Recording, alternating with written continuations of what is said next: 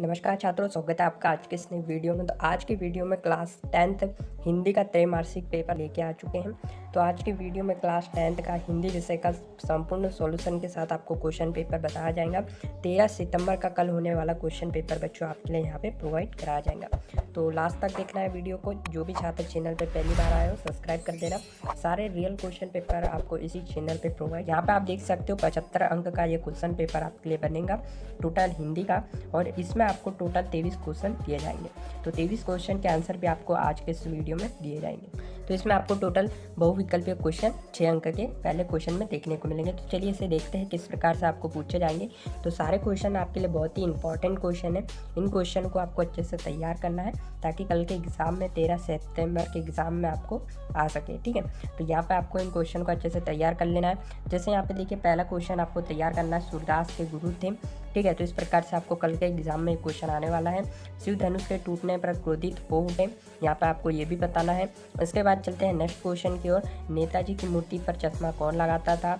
रौद्र रस का स्थायी भाव होगा। छंद के प्रमुख तत्व माने गए हैं। एक से अधिक अर्थ व्यक्त करने वाले शब्द क्या कहलाते हैं? इस प्रकार यहाँ पे आप देख सकते हो ये टोटल क्वेश्चन आएंगे आपको, जो कि यहाँ पे सही विकल्प में।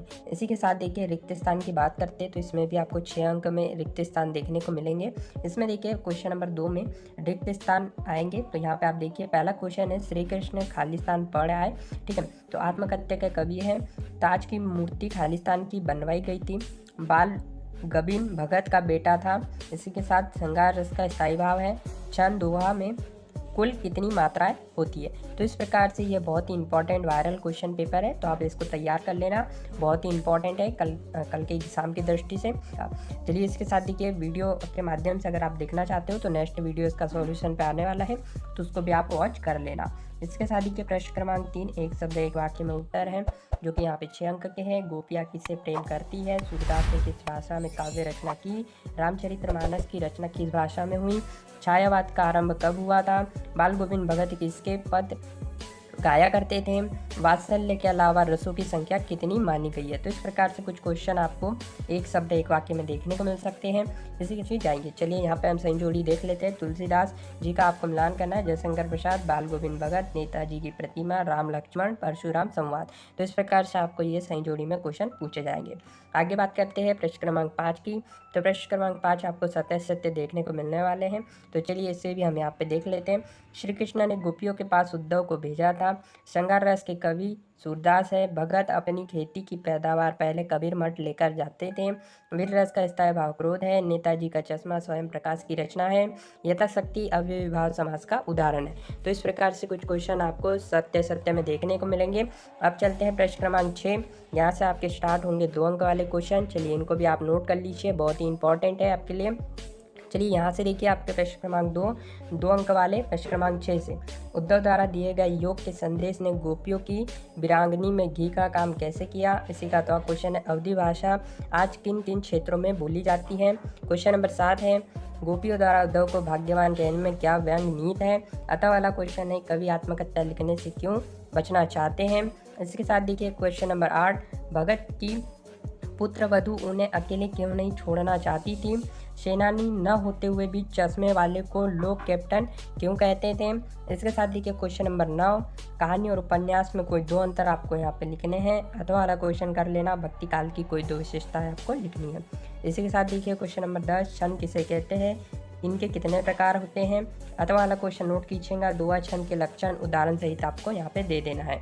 इसी के साथ देखिए क्वेश्चन नंबर 11, महाकाव्य खंड काव्य में आपको अंतर याद कर लेना है, बहुत इंपॉर्टेंट है।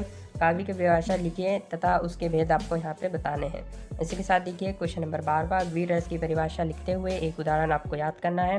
अथवा वाला क्वेश्चन है, श्रृंगार रस के कितने भेद होते हैं? इसको भी आपको उदाहरण देकर समझाना है। इसके साथ देखिए क्वेश्चन नंबर 13 ग्रामर से है, इसको याद करना है। निम्नलिखित में से किन्हीं 2 को संधि विच्छेद का नाम लिखना है।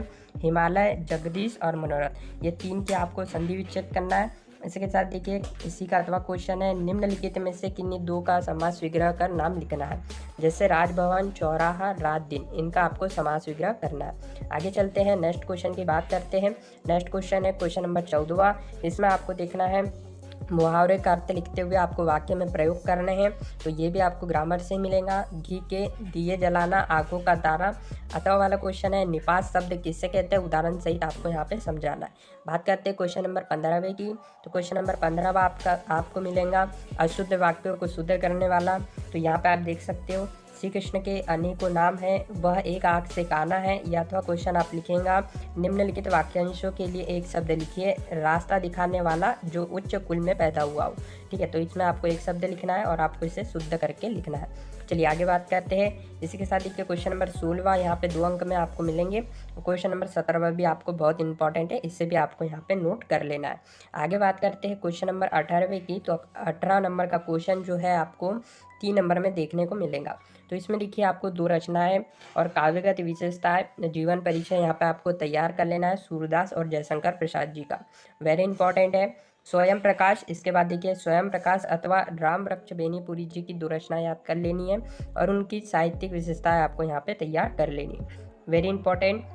इसके बाद देखिए क्वेश्चन नंबर 20 आपको यहाँ पे किसी भी एक विषय पर अनुच्छेद देखने को मिल सकता है, तो इसको तैयार कर लेना है। राष्ट्रीय एकता, मेरा विद्यालय, या अथवा वाला क्वेश्चन अगर आप करना चाहते हो तो नेताजी का चश्मा पाठ का उद्देश्य आपको लिख देना है, ये वाला क्वेश्चन भी आप यहाँ पे कर सकते हो। इसी के साथ देखिए क्वेश्चन नंबर 21 है अपठित गद्यांश को आपको पढ़ना है और उन जो आपको प्रश्न दिए गए उनके उत्तर आपको लिखना है। जैसे कि यहाँ पे आपको एक अपठित गद्यांश दिया गया है, इसको आपको अच्छे से रीड कर लेना है। इसी के साथ देखिए इसमें कुछ क्वेश्चन दिए गए हैं, जैसे कि यहाँ पे आप देख सकते हो उसका गद्यांश का शीर्षक आपको बताना है, यथार्थ मनुष्य किसे कहा गया है। ये सारे के सारे आंसर आप इसी में से ढूंढ के लिखना है आपको, ठीक है, और यहाँ पे आप बना भी सकते हो। चलिए आगे चलते हैं। इसी तरह नेक्स्ट इसमें अथवा वाला क्वेश्चन अपठित पद्यांश दिया गया है, तो इस पद्यांश को भी आपको तैयार कर लेना है, मोस्ट इंपॉर्टेंट है। इसके बाद देखिए क्वेश्चन नंबर 22, अपने प्राचार्य को शाला छोड़ने पर स्थानांतरण प्रमाण पत्र टीसी देने हेतु आवेदन पत्र लिखिए, अथवा प्रथम श्रेणी में उत्तीर्ण होने पर अपने मित्र को बधाई पत्र के लिए आपको यहाँ पे एक आवेदन तैयार कर लेना है। इसके साथ देखिए लास्ट क्वेश्चन है क्वेश्चन नंबर 23, किसी भी एक विषय पे आपको अनुच्छेद लिखना है। यहाँ पे आप देख सकते हो, यहाँ पे आपको जो कि निबंध यहाँ पे आपको किसी भी एक विषय पे तैयार कर लेना है, जो कि यहाँ पे 4 नंबर में दिया गया है। विद्यार्थी जीवन और अनुशासन, इस पर आप यहाँ तैयार कर सकते हो। तो ये आपको 4 दिए गए हैं, स्वच्छ भारत अभियान, मेरा प्रिय खेल, पर्यावरण, प्रदूषण एवं निदान। तो ये था बच्चों कक्षा 10वीं का विषय हिंदी का त्रैमासिक क्वार्टरली एग्जाम क्वेश्चन पेपर 2023-24 का। तो इसी तरह की वीडियो के लिए आप इस चैनल को लाइक नहीं करा तो वीडियो को लाइक कीजिएगा। चैनल पे जो छात्र पहली बार आए सब्सक्राइब करना ना।